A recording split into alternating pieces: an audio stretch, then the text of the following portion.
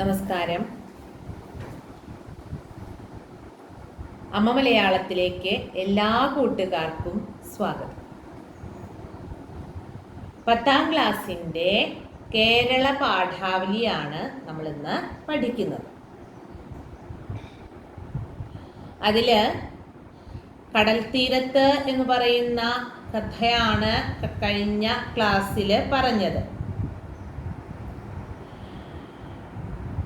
കണ്ടുണ്ണി എന്ന മകനെ കാണാനായിട്ട് വെള്ളായിയപ്പൻ കണ്ണൂർ ജയിലിലേക്ക് പോകുന്ന ആ ഒരു ചിത്രം. ഒരു ഗ്രാമം മുഴുവൻ വിലപിക്കുന്നു, സങ്കടപ്പെടുന്നു, അല്ലേ, പോകുന്നു. അപ്പം സാധാരണ നമ്മൾ ഒരു ജയിലിൽ കിടക്കുന്ന ഒരു വ്യക്തിയെ കാണാനായിട്ട് ആ കുടുംബത്തിലുള്ള ആരെങ്കിലും പോകുമ്പോൾ ഒരു ഗ്രാമം മുഴുവൻ അങ്ങനെ സങ്കടപ്പെടണമെങ്കിൽ ഒരു പക്ഷേ ന്യായം ആ ജയിലിൽ കിടക്കുന്ന അല്ലെങ്കിൽ അവരുടെ ഭാഗത്തായിരിക്കണം. എന്തിനാണ് ജയിലിൽ പോയത്, എന്ത് കാര്യമാണ് എന്നൊന്നും ആ കഥയിൽ നമുക്ക് സൂചിപ്പിക്കുന്നില്ല നമ്മളോട്. അവിടെ എന്തോ ഒരു നന്മ ഉണ്ട് എന്ന് നമ്മൾ കണ്ടെത്തുകയാണ് ചെയ്യുന്നത്. അങ്ങനെ കോടച്ചി എന്ന് ഭാര്യയുടെ പേര് അല്ലേ, വെള്ളായിയപ്പൻ്റെ കോടച്ചി കൊടുത്തു വിട്ട പൊതിച്ചോറുമായി അത് തുറത്തിൽ പൊതിഞ്ഞ് നടന്ന് റെയിൽവേ സ്റ്റേഷനിലേക്ക് പോകുന്ന വെള്ളായിയപ്പൻ. പോകുന്ന വഴിക്കുള്ള ചിന്തകൾ, അവിടെയൊക്കെ കുറേ ഇങ്ങനെ പ്രതീകങ്ങൾ കാണിക്കുന്നുണ്ട്. ആ ജീവിതത്തിൻ്റെ ഒരു എന്താ പറയുക, ആ ഒരു മാനസികാവസ്ഥയുമായിട്ട് ബന്ധപ്പെട്ട്, മരണം അങ്ങനെയുള്ളതൊക്കെ ആയിട്ട് ബന്ധപ്പെട്ട്, ഊട്ടുദൈവങ്ങൾ, അതുപോലെ കരിമ്പന, ഇതൊക്കെ ഒരല്പം ആ രീതിയിൽ ചിന്തിക്കുന്ന കാര്യങ്ങൾ. പുഴയിലെ വെള്ളത്തിൽ കാല് നനഞ്ഞപ്പോൾ അവിടെ തൻ്റെ മകനെ കുളിപ്പിച്ചതും അതോടൊപ്പം അപ്പനെ, അല്ലേ, ഈ രണ്ടും ഈ അപ്പൻ്റെ ജീവിതത്തിലെ രണ്ട് സന്ദർഭങ്ങൾ, അതൊക്കെ ചിന്തിച്ചും കൊണ്ട് റെയിൽവേ സ്റ്റേഷനിൽ വഴിയിൽ കാണുന്നവരോടൊന്നും സംസാരിക്കാനായിട്ട് സാധിക്കുന്നില്ല, വളരെ ചുരുക്കം വാക്കുകളിൽ. പക്ഷെ അവർക്കത് മനസ്സിലാക്കാൻ സാധിക്കുന്നുണ്ട്.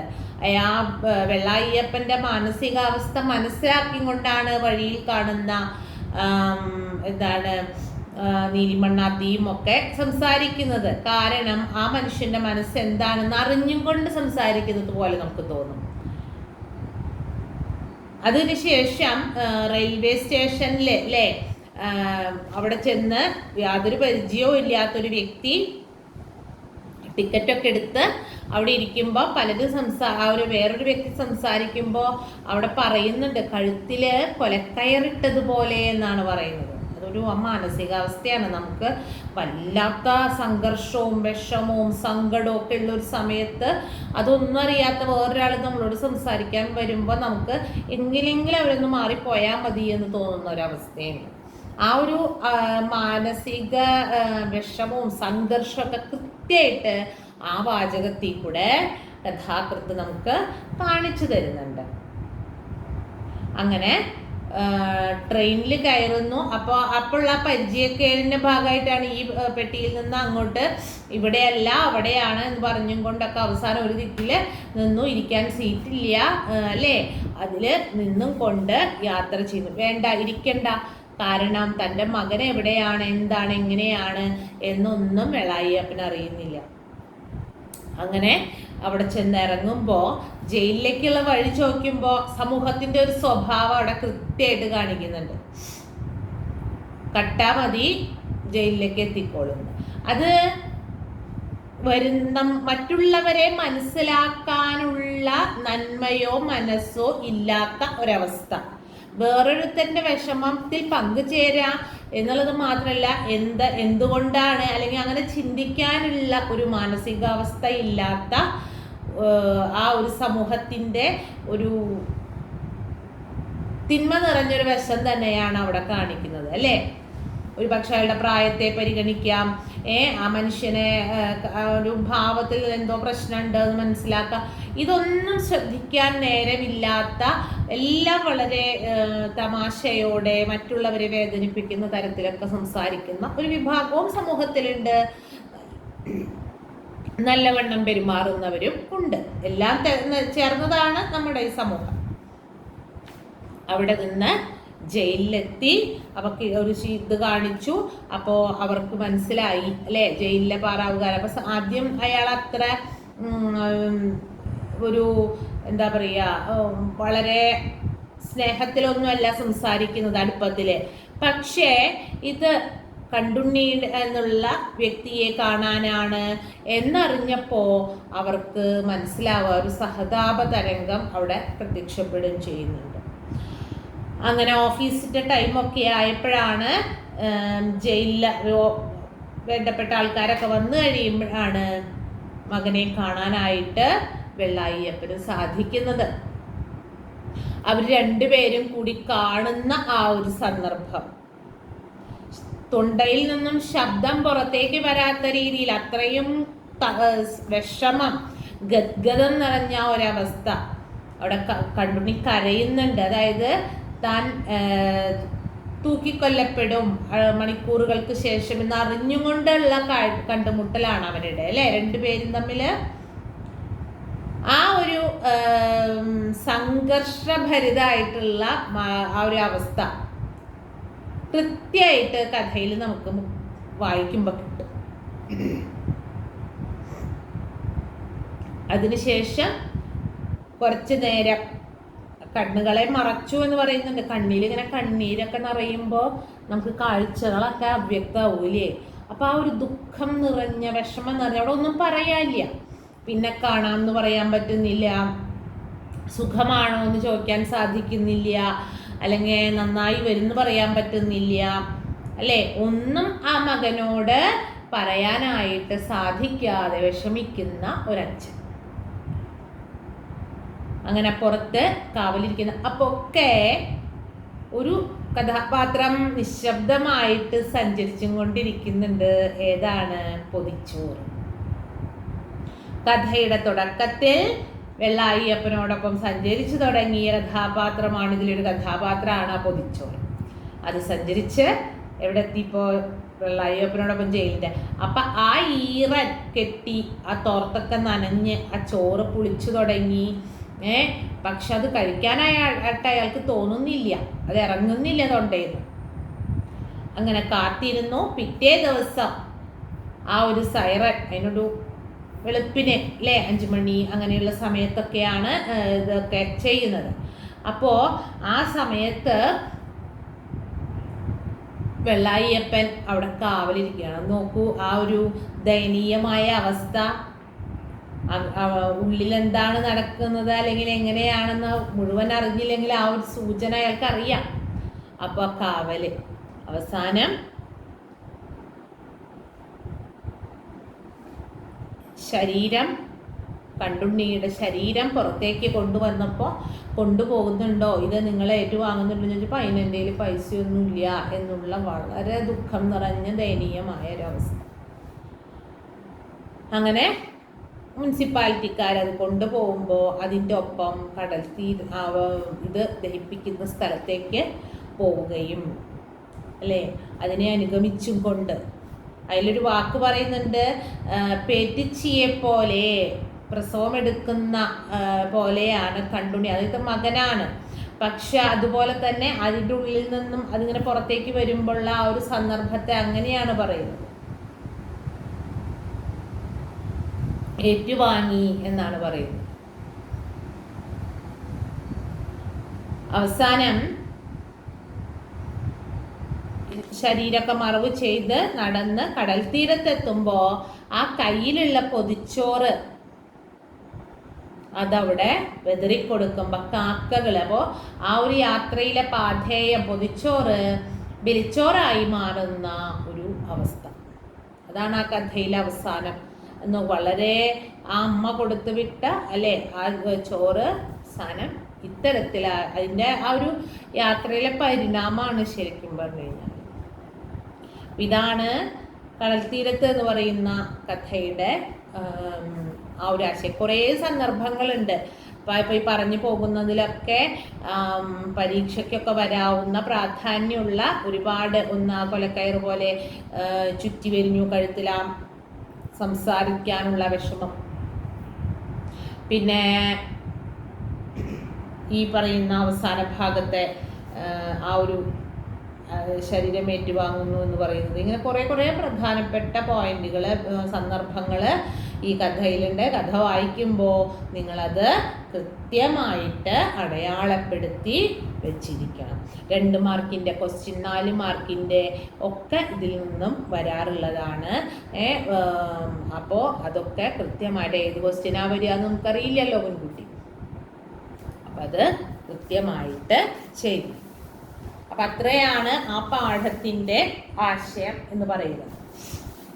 അടുത്ത ഒരു യൂണിറ്റ് എന്ന് പറയുന്നത് സംഘർഷങ്ങൾ, സങ്കീർത്തനങ്ങൾ എന്ന് പറയുന്നത്.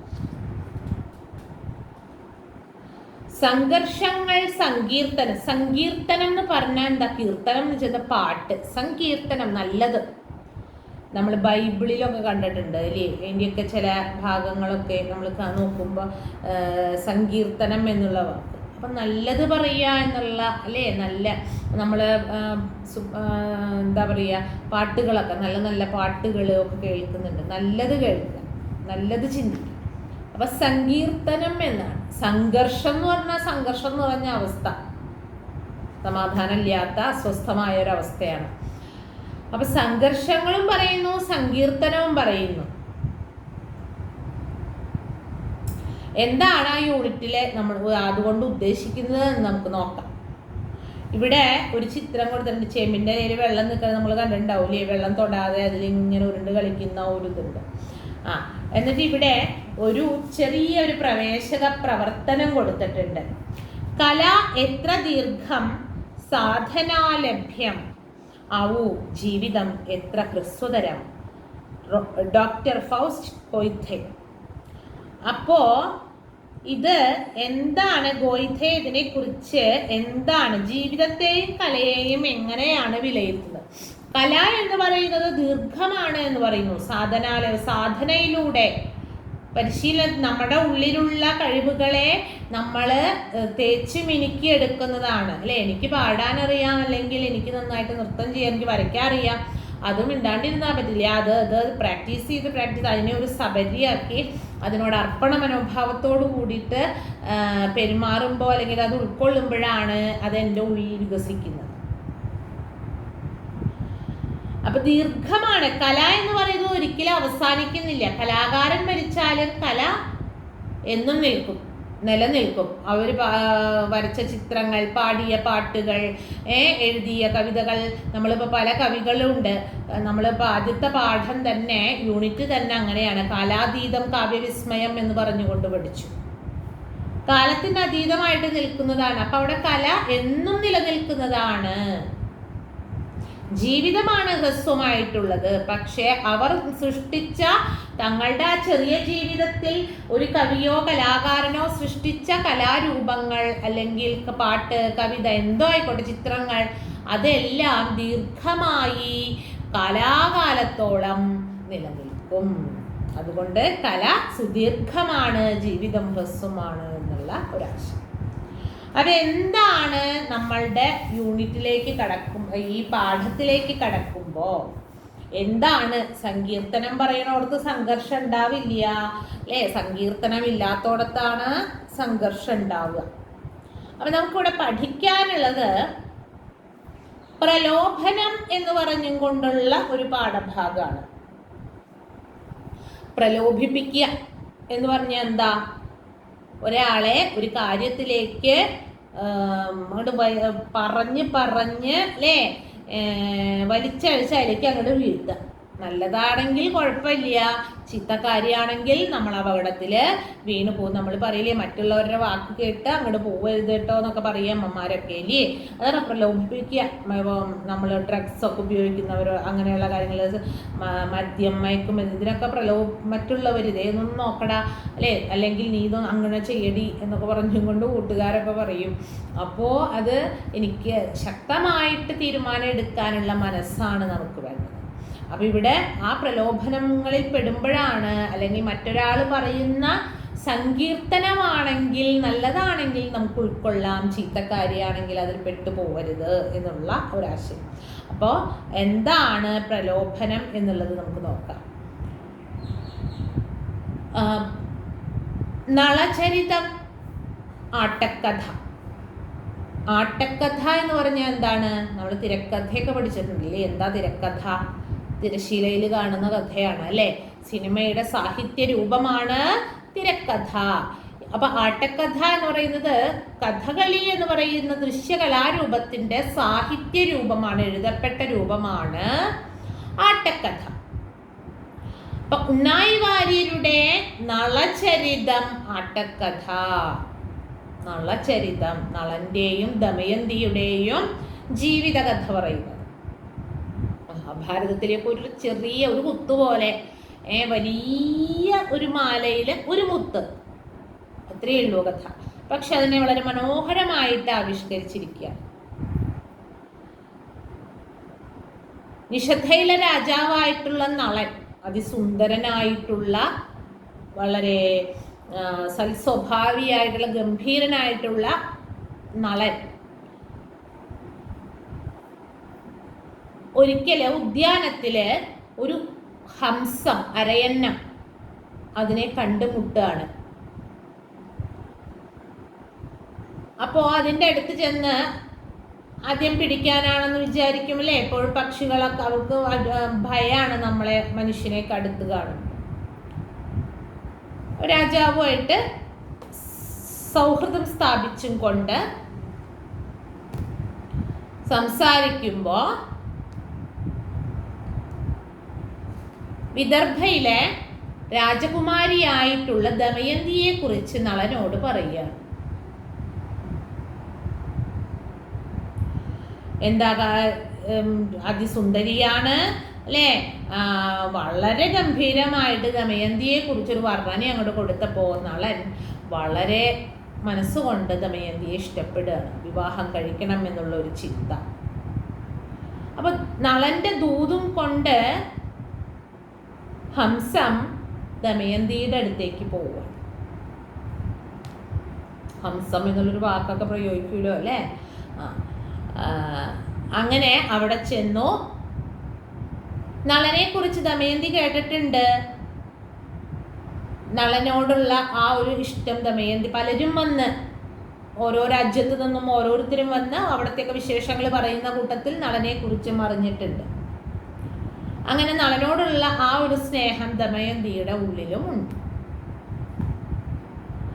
അവിടെ നിന്ന് കൊട്ടാരത്തിലിരുന്ന് അതിലൊന്നും ശ്രദ്ധ കിട്ടാതെ ഉദ്യാനത്തിലേക്ക് വന്ന് കൂട്ടുകാരോ തോഴിമാരോടൊപ്പം വന്ന് അവിടെ നടക്കുന്ന സമയത്താണ് ഹംസം പറന്ന് സ്വർണവർണ്ണമായിട്ടുള്ള ഒരു അരയന്നം, അതിൻ്റെ വരികളൊക്കെ മുൻ ക്ലാസ്സിലൊക്കെ മിന്നൽ കൊടി ഇറങ്ങി മണ്ണിലേ വരികയോ എന്നൊക്കെ പറഞ്ഞുകൊണ്ടാണ്, ചന്ദ്രബിംബം ഇറങ്ങി വരികയാണോ, സ്വർണവർണ്ണമാമന്നം പറന്നിങ്ങ് പോരുകയോ എന്ന് പറഞ്ഞുകൊണ്ട് വരികൾ അതൊക്കെയാണ്.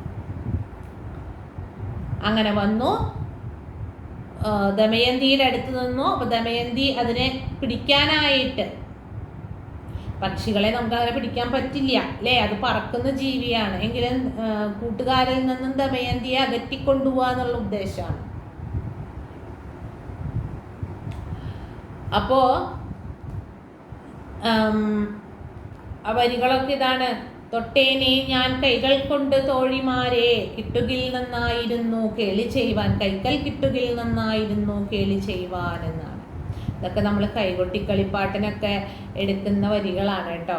ആട്ടക്കഥയിലെ വരികളൊക്കെയാണ് നമ്മൾ സാധാരണയായിട്ട് തൊട്ടേനെ ഞാൻ കൈകൾ കൊണ്ടു തോഴിമാരെ,